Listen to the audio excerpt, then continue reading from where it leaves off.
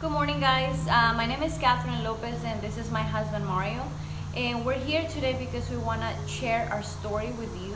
I think a lot of people can relate to our story. Sometimes we think we're the only ones going through hard situations, when in fact, there's a lot of people out there that is maybe going through the same things we did, or maybe went through the same things and situations that we went through, and they feel completely hopeless. So I'm hoping this can help someone out there, and I thank you in advance for watching this video and for hearing our story and hearing what we have to say. So I want to start by saying that I'm extremely grateful, first of all, with God, because if it wasn't for him, we wouldn't be here. Sometimes he allows certain situations in our life that we don't understand at the moment because it's painful, because they're difficult, because they put us through hard things, and they made us live extremely hard moments in our lives. But I truly believe that God has a purpose with everything he does and with everything he allows in our life. So I want to start telling you where I come from. I was born in Colombia. I was there until I was 13. I came to the United States with my parents when I was a teenager. It was a hard age because, I was a teenager. I had friends. I was in sports in Colombia. So all of my life, I was around not fitness, but like sports and like physical activities, because my dad always introduced that to me into my life. So exercising and doing all this kind of stuff for me was familiar, was something that was part of my life.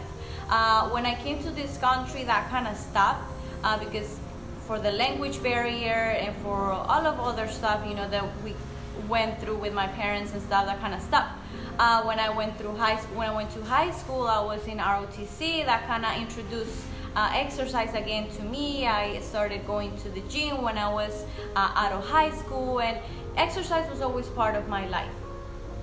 The thing was that I didn't know what I was doing. I was probably doing it in a very unhealthy way. And I'm telling you this, guys, because I want you to know where I come from, and I want to let you know that exercise was always part of my life. And so this was not something strange for me. This was not something different for me. I got married when I was super young. I was only 17 when I got married with my first husband. Mario is my current husband, but he was not my previous husband. I got married. I had 2 little girls. They're my angels. They're my reason for living and my reason for waking up every morning and do what I do. They're my reason why. But that marriage was not easy for me. I was used to be in a loving home. My dad was always very loving to me, to my brother. I had a very, very great childhood, very good childhood. So I came into this marriage and I was abused verbally, mentally, emotionally, physically. I was abused. But I was trying to get out of that life. So I did. Thank God. God allowed me and gave me the opportunity to get out of that life. And then a few years later, when I was at the gym, that's when I met my husband, my current husband. We met exercising.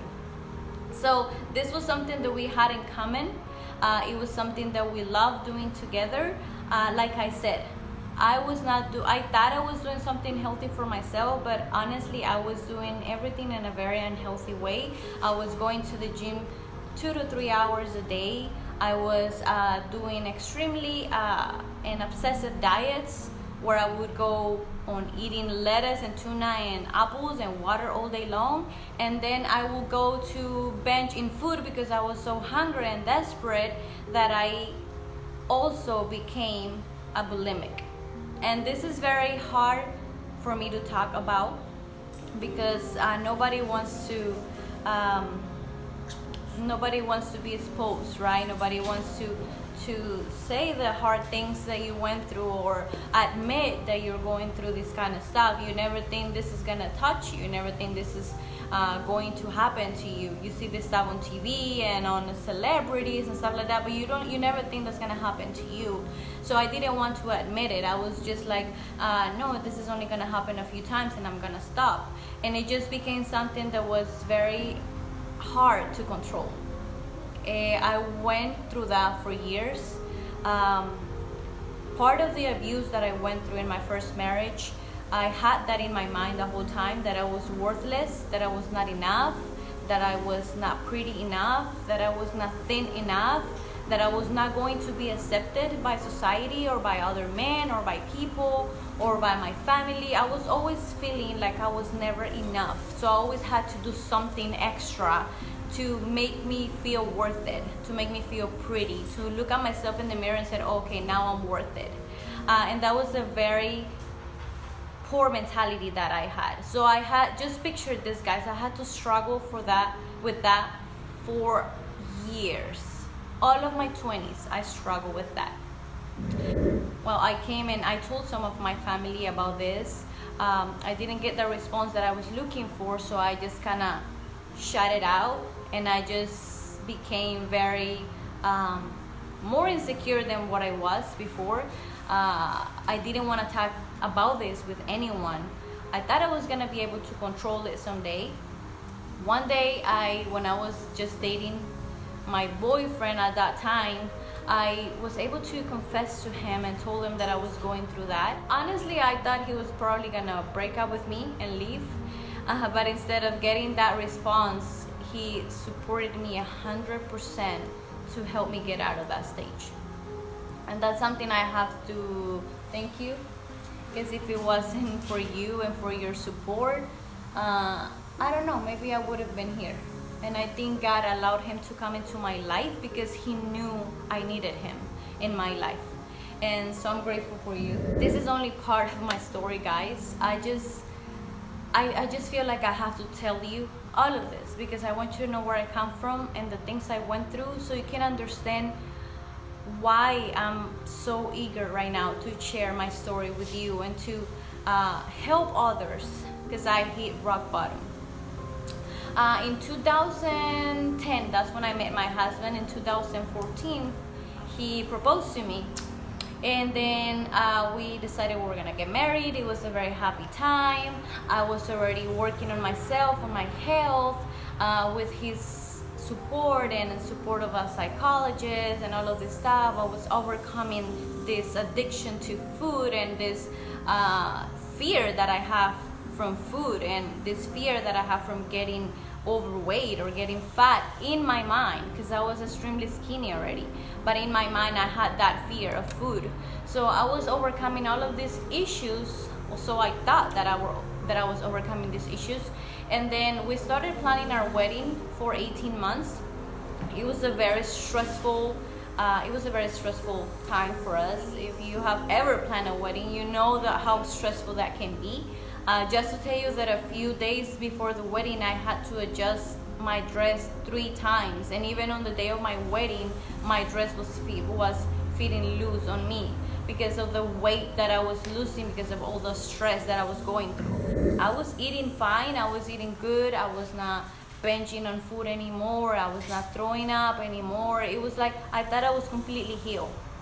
But then after our wedding and after we got married, we went to our honeymoon, we came back, I started feeling a lot of issues in my stomach. I started feeling nauseous every time I eat.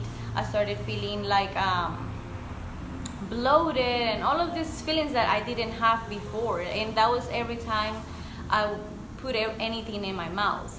Like the nauseous feeling was constant every single day. So we decided to go to the doctor. The doctor sent me to a specialist, to a GI specialist. I had an endoscopy done. They didn't find anything. Everything was normal.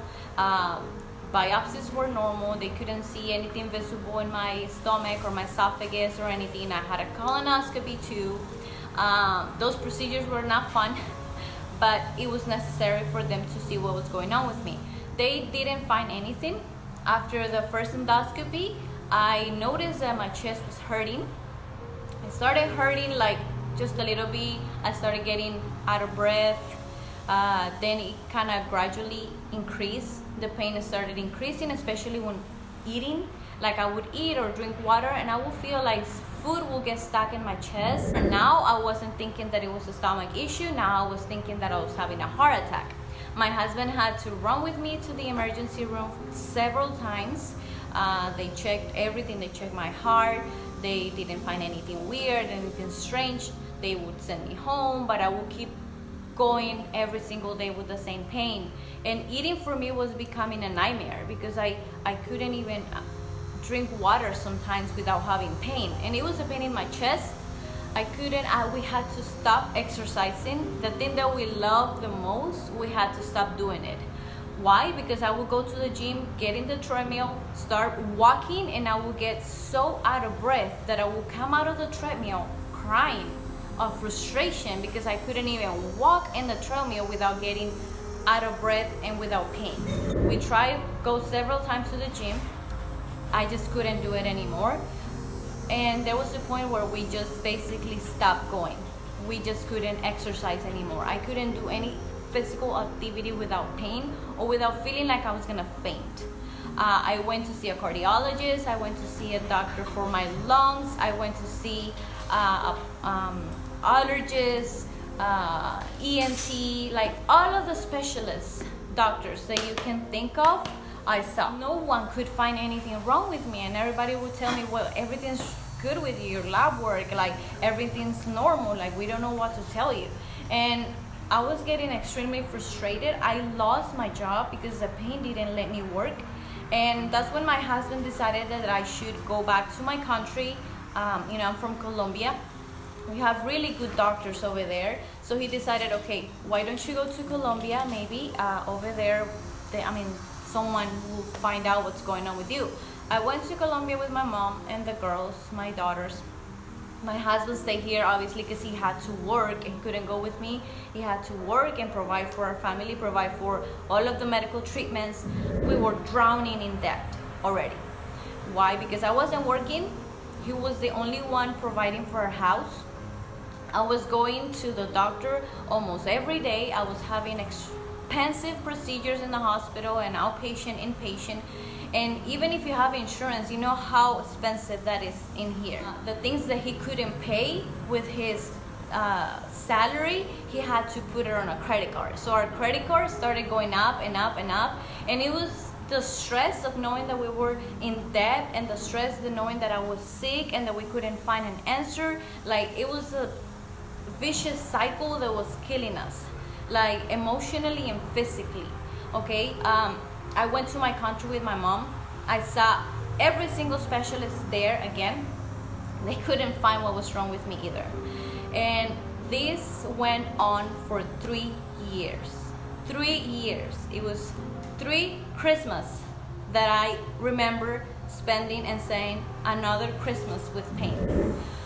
So there was a point where doctors even thought that pain and the situation was only in my head.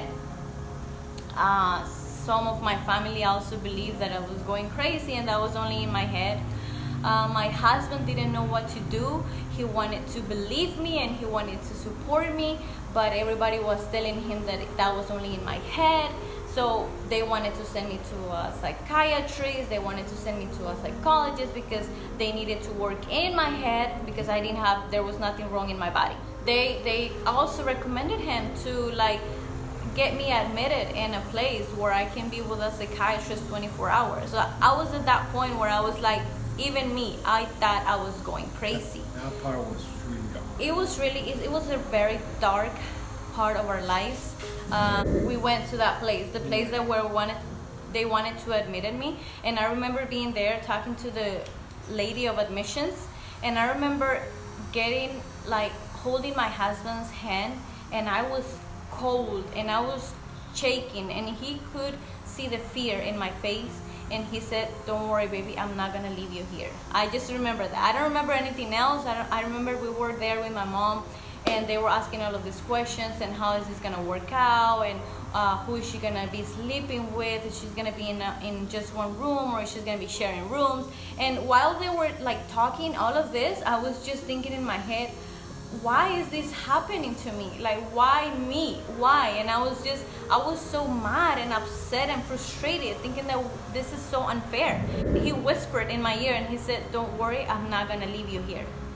And I just felt that relief when he said that, because I really thought they were gonna leave me there that day. So we came back home. 3 years without knowing what was going on with me. I got into a deep depression. I was having debilitating anxiety attacks and panic attacks that were killing me, not only in my health, but they were killing me physically. They were killing me emotionally. I didn't have any desire to live anymore. I was hopeless. I was in pain. I was mad. I was frustrated. My husband wanted me to fight for my life, and I would get extremely mad at him because I used to tell him, you don't understand. It's not you. You're not going through this. It's not your pain. And I used to tell him, don't tell me to be positive. Don't tell me to fight when I'm the one living with this pain 24 hours, when I'm the one feeling like I'm having a heart attack constantly. And I would get extremely upset at him and snap at him all the time and snap at my kids. I only wanted to be in a dark room. I wanted to be with the lights off. I wanted to sleep and I wanted to cry. That's all I wanted to do. That was killing our marriage. That was killing our home. Our entire environment was a mess. We were in so much stress. We even thought about divorce because this was hurting our marriage in such a way that I couldn't even look at him without being mad, and he was frustrated that he couldn't do anything for me and that he was trying to do something to save me and he couldn't do anything. So he was like, he didn't know what to do. He didn't know what to do. He didn't know if he should encourage me to fight or if he should just leave me there to die.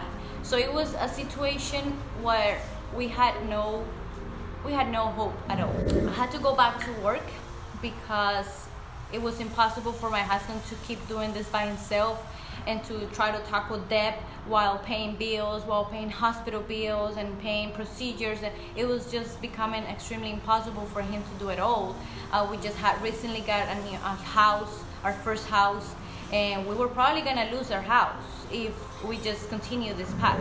I applied in several places and I went to an interview with a dermatologist, which is where I'm currently working still. I became really good friends with the office manager. I feel like God put me there and God put her in my life to save my life. And people might think sometimes that this is dumb or like, why does she do this? Why does she do this every day? But this saved my life. And if I keep it to myself, it will be like telling God, everything that you allow me to was just a waste of time. It's basically telling God, I'm not gonna share what you did in my life. And I feel like I have to share my story because I know there's people suffering from the same thing I did and going through the same stuff that I went through, and they need help and they need hope. And I'm here to give them that hope. God would only give you what you can handle. He's not gonna give you more than you can handle. My office manager, who became my friend and later my coach, she was in Beachbody for a few years now. I think it was 2 or 3 years. I don't recall how long was she with Beachbody. And saw me struggling. She saw how sick I was, how skinny I was, how my face would look every time I go to work. Because I would go to work, pretend in front of clients, in front of patients that I was doing good, go get in the bathroom, cry so hard, cry to God, call my husband, cry, and then come back to work and then get in my car, cry all the way home and get home and just get into bed and cry. That was my life. So at this point, guys, you have to understand we were so desperate. We were desperate. We didn't know what else to do. We have been to any specialist. We live in Houston, where all the good doctors supposed to be. We have been in cardiologists, pulmonary doctors, allergists. All the specialists. Everything. So we were like, what else? And one of the things that I want you guys to know is that we were praying. There were days that it was hard, but we were praying. We were praying for a miracle. We were praying for something to show up to us because we were so desperate. We couldn't. We think that we couldn't do it anymore. And my husband was, at this point, my husband was praying for a miracle. I wasn't even praying anymore because I had lost hope completely. So I was upset and I wasn't even praying anymore. But he just kept praying for a miracle. And so not long after I started working here, my husband found this doctor that had really good reviews, and he was a doctor from the Methodist hospital, and he had really good reviews. So he was like, you know, baby, let's try one more time. I really didn't want to go because I already had been in so many doctors that I was like, what's the point? What's the point of going to a doctor? He's just gonna tell me the same thing. He's gonna tell me this in my head, and he's gonna send me home. So, but anyway, I went with him. I have like no hope at all that anything was going to happen. When this doctor saw my medical records, he said, I really don't know what else to do for you because they've done everything. Everything that I can think of doing, they've done. This doctor has something special, you guys. He didn't treat me like one more patient. He didn't treat me like just a number. He treated me like a father. Like, he had a lot of compassion for me. And he said, you know, he said, don't worry. We're gonna try, we're gonna figure it out. We're gonna figure out something. I'm not gonna let you go home without knowing what's wrong with you. So he kind of gave me a little hope there. And then he said, I'm going to do a test that I see they haven't done on you, and it's probably not gonna tell me much, but I just want to know what's going on in your esophagus. So I'm going to insert a little pill in your esophagus. You're not supposed to feel it. This is what he said. You're not supposed to feel it. It's going to dissolve. So anyway, this doctor said, you're not gonna feel that pill that I'm going to insert in your esophagus. It's gonna dissolve in 48 hours. This is only gonna tell me we're gonna leave a little tube inside your nose all the way down to your stomach, and that has a little like camera, and I had to carry like, I don't know, this little machine hanging on my neck, and this was going to tell them all what's going on in my esophagus for 48 hours. So he was just like, just go home, eat normal, try to eat the foods that usually make you sick, because I want to see what reaction your stomach is like getting from these foods. Like, just go and live your normal life, and we'll see what happens in 48 hours. When I woke up from the anesthesia, guys, it was the most horrible thing that I went through. It was like, I felt like I had a knife stuck in my chest going all the way through my back. It was horrible. I was crying from the pain. I couldn't even drink water without the water coming back out because it didn't go through my esophagus. And the doctor was really concerned about the pain. He was like, you're not supposed to feel this. They sent me home. I went home crying. I was desperate at home. I didn't know what to do. I didn't know if I should lay down, sit down, stand up, walk. It was something horrible and desperate. And my husband, he even cried to see me in such pain, and he called the doctor, and he was like, she's in so much pain, should I take her to the emergency room? He said, we can do that, and I can go to try to remove the pill, but it's just going to be worse because I'm going to tear her esophagus, and that's going to be even worse. So of course I got panicked, thinking that, okay, now they're going to have to remove this, and this is probably going to cause tears in my esophagus, and it's going to be worse. So I decided to stick up with this pain for 48 hours. My husband took the whole week out of work. I stayed the whole week out of work too. My manager, she was very understanding. My boss, the doctor that I work with, she was very understanding. They let me stay home for the whole week. He took care of me that week, and guys, it was the most horrible pain for 48 hours. So when I went back to the doctor to see the results, he came up with a conclusion that the nerves in my esophagus were not doing anything. Like, when you eat, your esophagus is supposed to relax so your food can go down and you can make your digestion, and that's like the normal thing. My esophagus, the nerves were not doing anything. So that means my esophagus was going crazy, and instead of getting the sending the signal to the brain of pleasure when you eat, it was just sending a signal to the brain of pain. My esophagus was not doing its normal thing, so that's why I was having so much pain. I was so happy when he said he found out what was wrong with me, and when I found out that I was not crazy and that I was not imagining this pain in my head, but there was actually something going on in my body that was causing this pain. But he said something. He said, unfortunately, even though this condition is extremely super hard to diagnose because something they can look with the camera when they go in a regular endoscopy.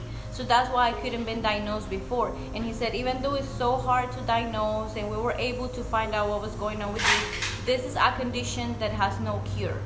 So when he said that, it was like basically telling me, you are going to die with this pain. I just heard, you are going, in my head, I just heard, you are going to live with this horrible pain for the rest of your life and there's nothing we can do for you. That's all I heard. I was bawling in that office. The doctor even hugged me and he said, we're gonna try to give you some quality of life with, painkillers and muscle relaxers, and we're gonna try different medicines to see what it works with you, and if some type of medicine stop working, then we're gonna change the medicine and do something else. I don't know if he remembers this, but I told him, I know God has the last word. I know when doctor said no, he said yes, and when doctor says yes, he said no. I just had that little hope in my heart. Even though I was so messed up in my head and in my soul and in my body. Guys, I lost more than 30 pounds, I think. And I was already skinny. And I was already struggling with eating disorders and all of this stuff. So imagine me losing 30 pounds. I was in my bones. I was dying. And always I was dying. Literally. You can, we can see Catherine's bone sticking in her back. You could see my bones sticking ribs, out everywhere, my ribs, everything. Like, it was horrible. I went under 100 pounds. For me, it was extremely unhealthy skinny. So I looked sick. So when my co-worker, my office manager saw this and she was looking at me, and after I came back to work after that procedure, she saw me crying several times in the restroom. And she told me, you know what? I know you're not eating. I know everything that you're eating is coming back out. She was not able to retain anything. I was not able to retain any food, so I was not getting any vitamins or anything in my body. I was so weak, extremely weak. I would drag myself out of bed to go to work, and I had no energy, like zero energy at all. So I was not present for my kids, and I was not present for my husband. I was not present anywhere.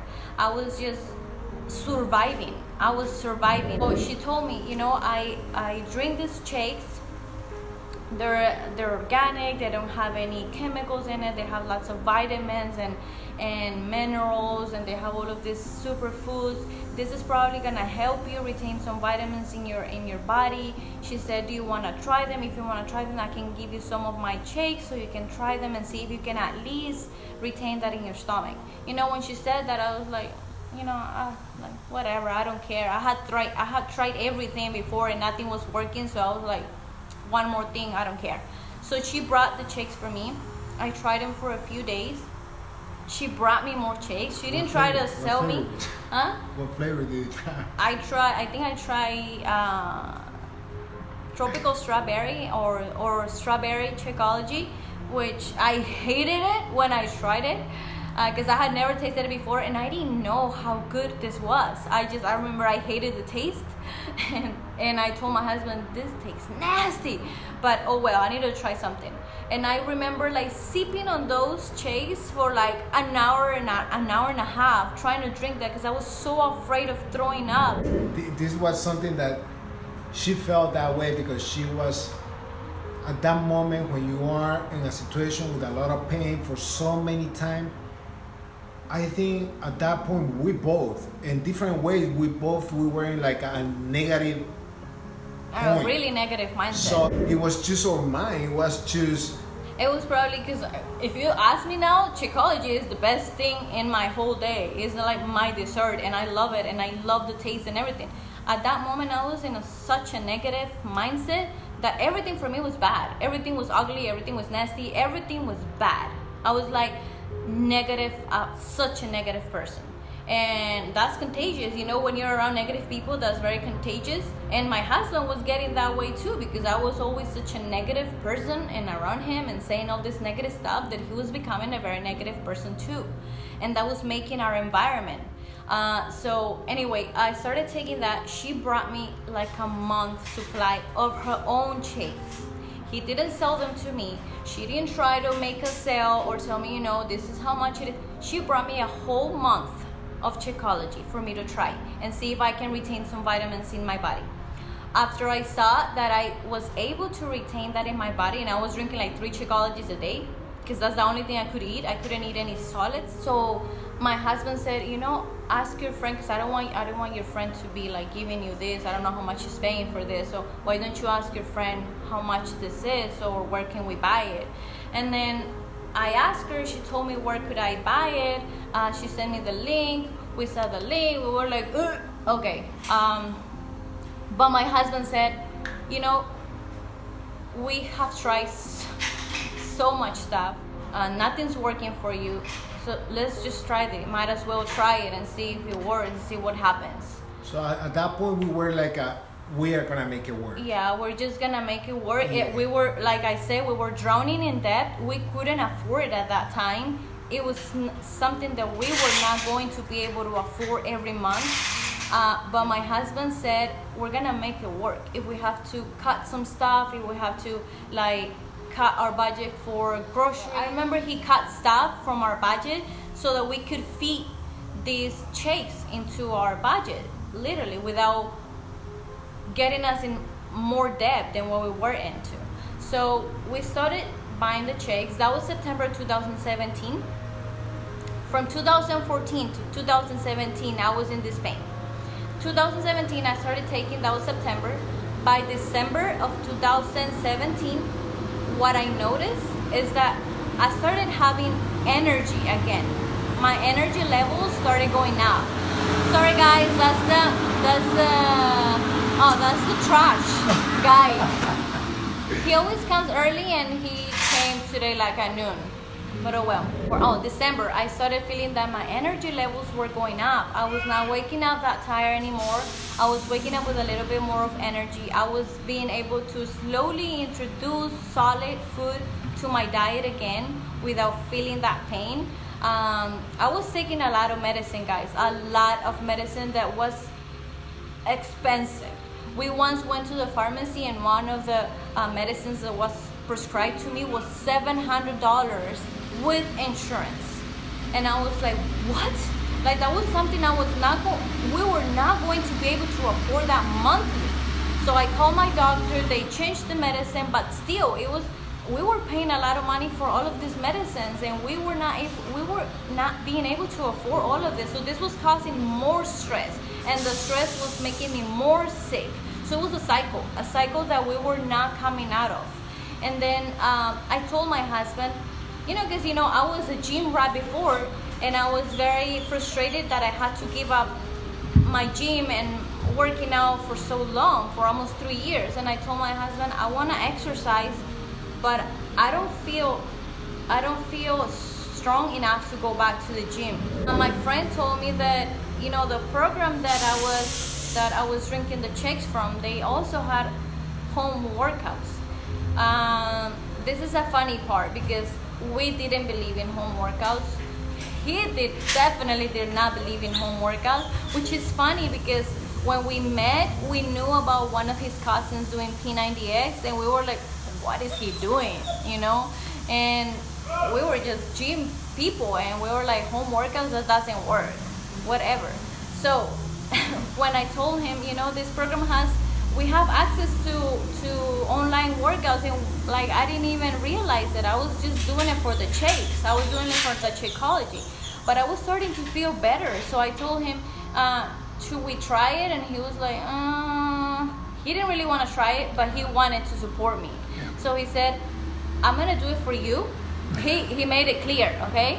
He said, I'm going to do it for you because I don't believe in home workouts. I'm a gym guy and I'm always going to be a gym guy. And I'm just going to do it to support you so you don't do it alone. But I remember telling her that in my mind that yeah. girls workout. Yeah. He even went and renewed my membership at the gym because I keep the hope. Yeah, in his mind, we were going back to the gym. This was only for me to gain some strength and then go back to the gym. She didn't want to go back to the gym, but at the same time, she wants support. So, and she was asking me if I can join her doing the workouts at home. And I was not really convinced. I saw on Instagram a post from Joel Friedman, you know, the Live 4 guy, that, you know, he had back problems and everything, and he put a post about how this workout's helping with his back and everything. And I knew my husband, which this is gonna be another video because then it's gonna be extremely long, but he had back problems. So I said, okay, this is how I can convince Mario to do the workouts with me at home. I told him, look, this is one of the super trainers. He had back problems, and I know you have back problems, so this might help you. And he was like, I don't think so, but okay, let's do it. So in 2018, January of 2018, that's when 80 Day Obsession was launched. And I told him, let's do this program. I did clean week first, which for me was like, oh my God. Like, he didn't do it with me, I did it by myself. And I remember like telling him, baby, these workouts are intense. I was doing workout for 30 minutes and look how much I'm sweating. And he was like, okay, yeah, whatever. But I was like, I didn't think it was gonna be that intense. That clean week was intense for me.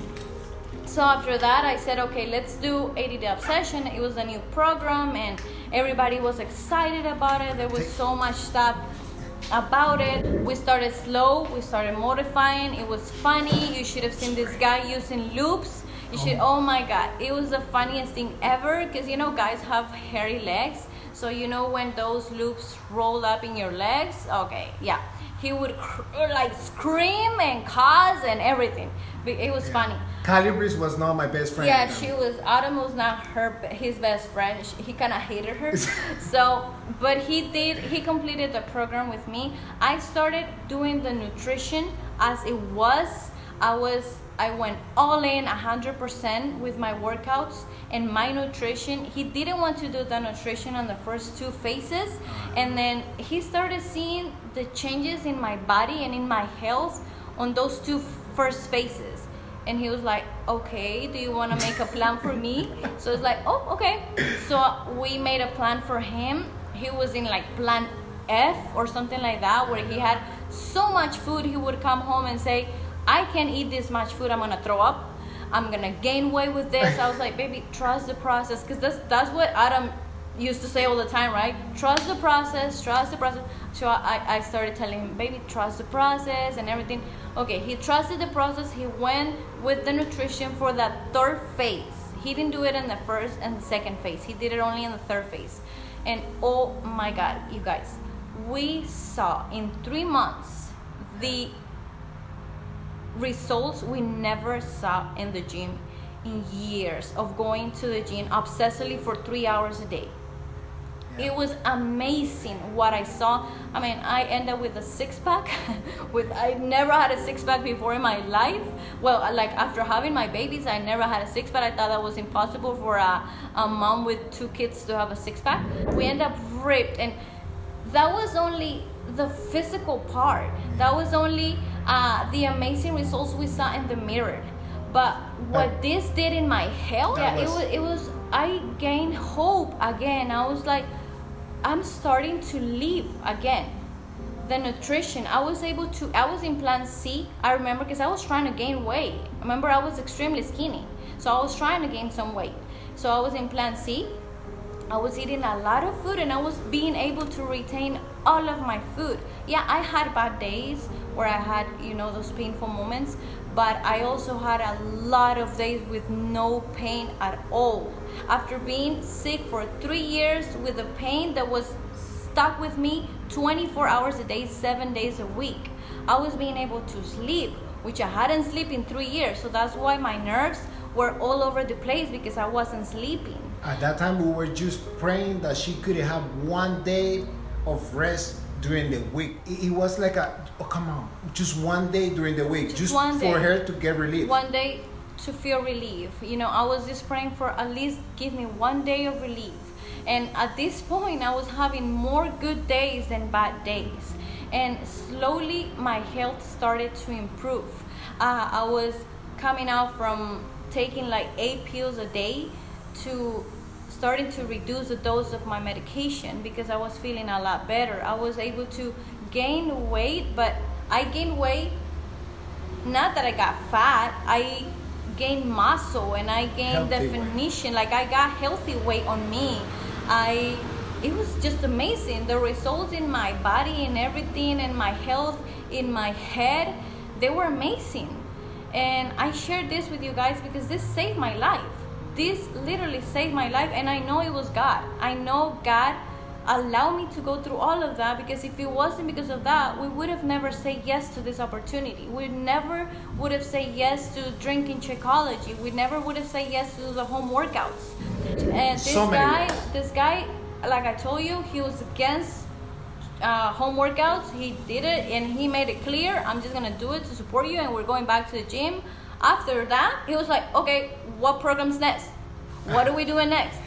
He got obsessed with home workouts. Look, I'm gonna just turn this so you can see slowly. I say, if I'm gonna stay at home, I'm gonna start to build my own man cave here. So this is this is a slow process. We're still working on it, but yeah, we're converting our garage into our home gym, which we love, and it's like our happy place. But guys, we wanted to share this so bad with you because this has changed my life. That was only part of it, because after we finished 80-day obsession, that's when I find out that I was already a coach, because I was doing it as to get the discounts on my Shakeology. So I was a discount coach, and I said, baby, I want to be able to help other people, and I know I have the opportunity with this company to help other people. And I didn't believe in personal development. I thought that was BS. I thought that was for people that like to read, and I didn't like to read. So I didn't believe in personal development. And then one day, after listening to the wake up calls every Monday and listening how personal development has changed so many people's lives and stuff, I said, I'm gonna give it a try. I remember that was something that calmed you down. Remember? Oh yeah, because I told yes, that was why I started doing personal development, because I was still having my anxiety. My anxiety sometimes that was it a was side getting effect. better. Yeah, the anxiety was a side effect of all the problems I had and all of the medications and all of that. So my anxiety sometimes was horrible, where I would feel like crying, and I was having suicidal thoughts, and I was having really bad anxiety, especially at work, where sometimes I would have to call him and cry and say, can you pray for me, because I feel desperate. I feel like I want to just cry and run and leave this place. But it was because of my anxiety. Like it was a desperation inside my body. Like I couldn't even stay still. So I started listening to podcasts to calm me down.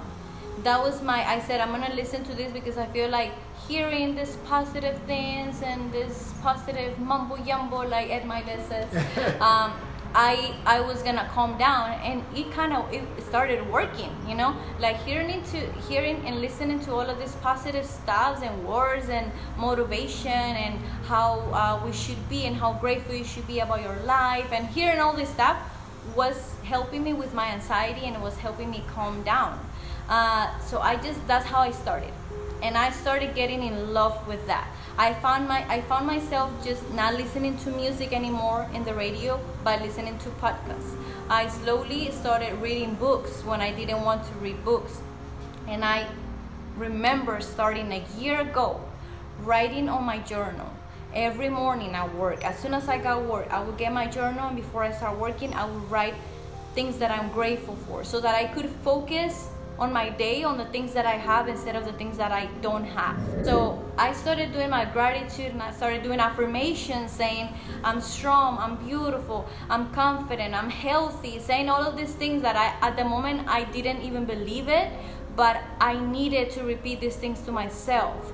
And that started helping me a lot. So I started telling my husband, baby, you should do this with me. You should probably start listening to personal development. You should write your gratitude with me. I bought him a journal. I bought him a little notebook. A year later, this is a year.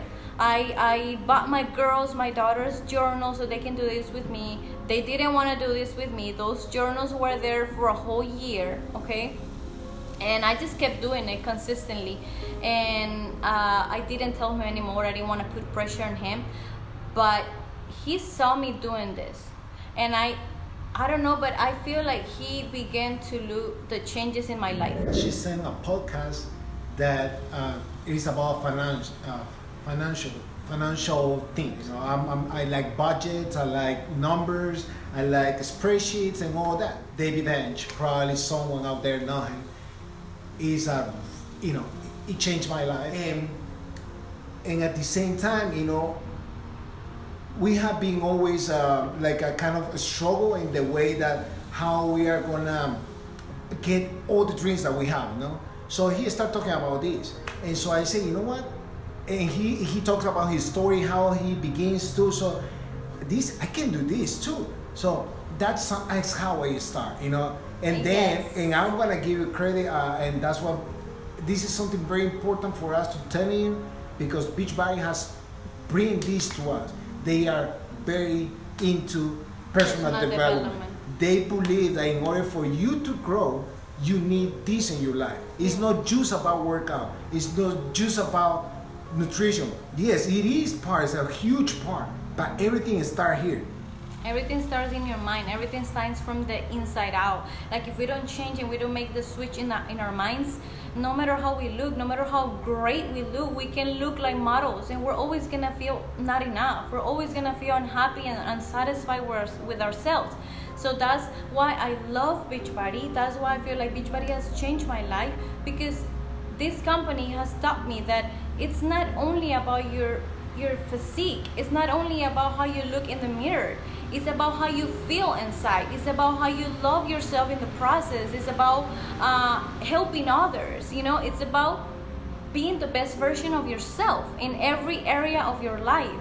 So guys, this changed our life. And let me tell you something.